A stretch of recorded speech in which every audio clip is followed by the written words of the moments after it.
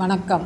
நம்ம சேனலில் இன்று சமைக்காத உணவு 2வது நாள் உணவு பற்றி கூற இருக்கிறேன். இது காலை 6 மணிக்கு இளநீர் ஒன்று வாங்கி வைத்து இதில் பாதி இஞ்சியும் பாதி எலுமிச்சம்பழமும் சாறு எடுத்து அதனுடன் கலந்து காலை 6 மணிக்கு காலை கடன்களை முடித்த பிறகு சாப்பிட வேண்டும். 8:30 மணிக்கு பசி எடுக்கும் பொழுது தங்களுக்கு கரும்பு சாறு 1 லிட்டர் வாங்கி வந்து, இது பெரியவர்களுக்கு, சிறியவர்களுக்கு என்றால் அளவு குறைத்து கொள்ள வேண்டும். 1 லிட்டர் வாங்கி வந்து இருக்கின்ற பாதி எலுமிச்சம்பழம் மீதமுள்ள இஞ்சியையும் அதில் சாறு பிழிந்து மாலை 6 மணி வரை பசி எடுக்கும் பொழுது சாப்பிட்டு கொள்ளவும். இடையில் தேவைப்பட்டால் தண்ணீர் குடித்து கொள்ளலாம். தேவையான அளவு தண்ணீர் குடித்து கொள்ளுங்கள்.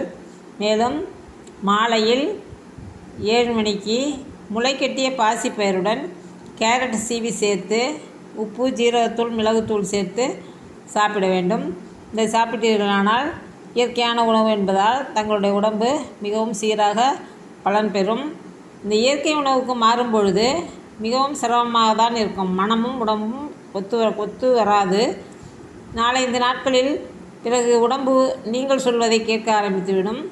மேலும் இந்த உணவை சாப்பிடும் பொழுது தங்களுக்கு நன்றாக உடம்பு வலுவாகவும் பலமாகவும் இருப்பதை உணர்வீர்கள்.